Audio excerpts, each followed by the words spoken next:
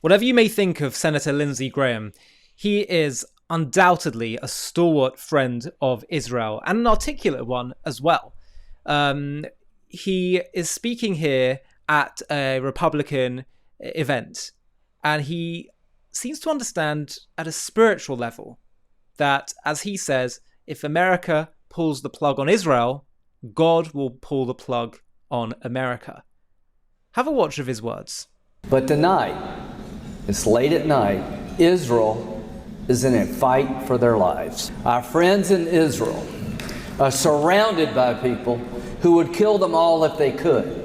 I am tired of the word genocide. Let me tell you about genocide. If Israel wanted to commit genocide, they could. They have the capability to do that. They choose not to. Hamas, they would commit genocide in 30 seconds. They just can't. And that's the big difference, folks. To people in my party, I'm tired of this crap. Israel is our friend. They're the most reliable friend we have in the Mideast. They're a democracy, surrounded by people who would cut their throats if they could. This is not a hard choice if you're an American.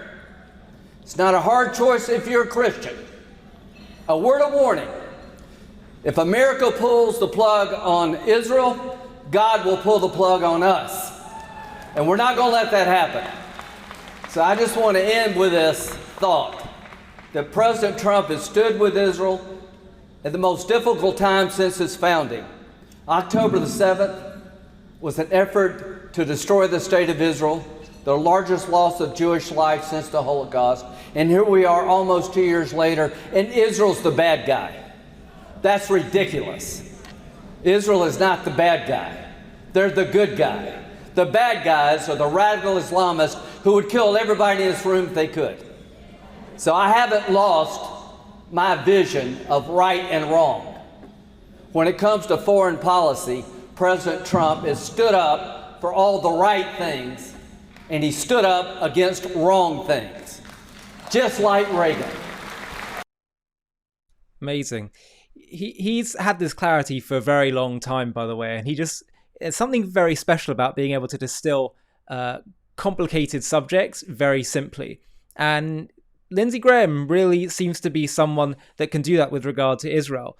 And it's a bit concerning in a way, because there is now, as he is articulating and observing, a rise of hostility towards Israel in his own party as well now, not just in the Democrats.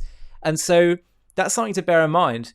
And he's absolutely right that for all, you can make all kinds of arguments for why America should be strategically allied with Israel from a security standpoint, intelligence standpoint, in terms of values.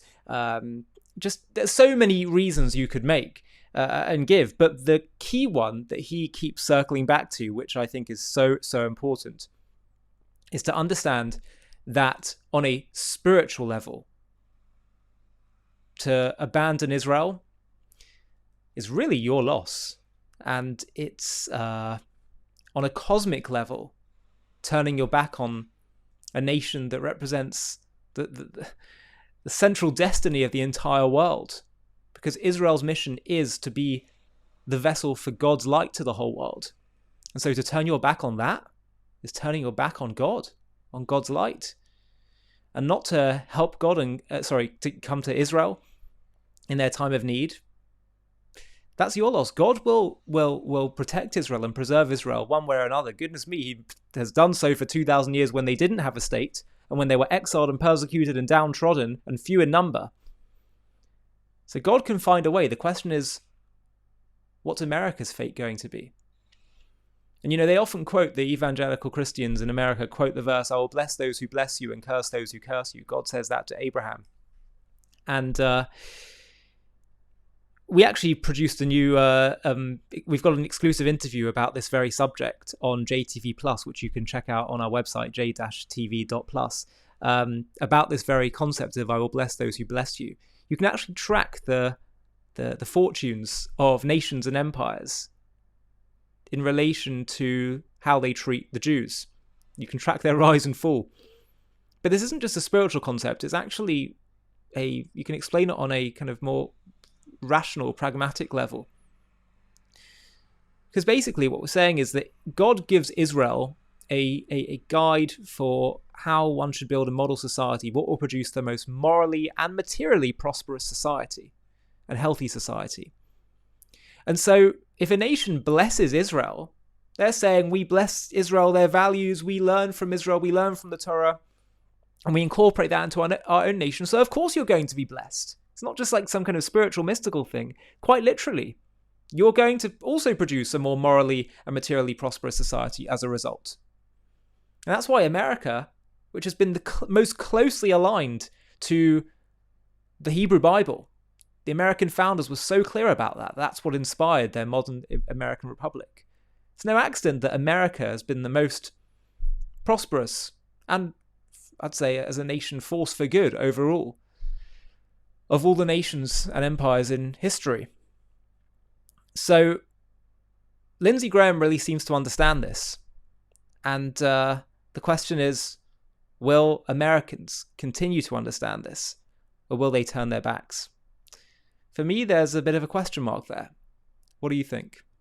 Before we finish, I just want to share with you something really important. We are told that Israel's actions are the cause of the Israeli-Arab conflict, but we've just released a groundbreaking documentary proving that Arab Islamic Jew hatred far predates Israel's re-establishment. This is a critical fact that everyone needs to learn about. Have a watch of our trailer for our new JTV Plus documentary entitled Arab Anti-Semitism Before Israel's Re-Establishment.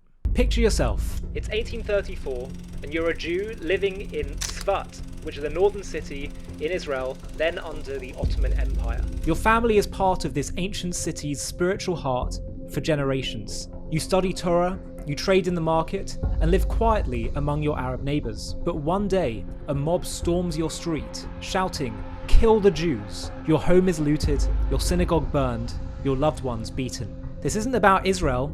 Israel won't exist for 114 years. This isn't about settlements, the IDF, or the 1948 displacements. This is raw, violent hatred aimed at you for being a Jew.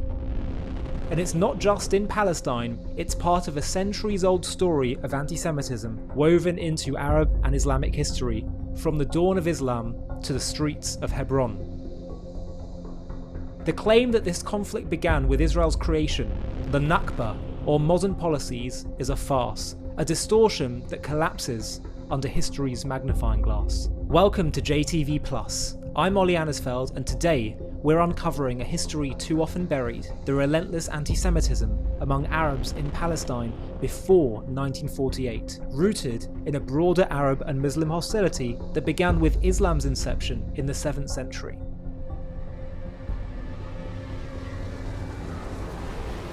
To watch this JTV Plus documentary and access much more premium content, click on the link in the video description.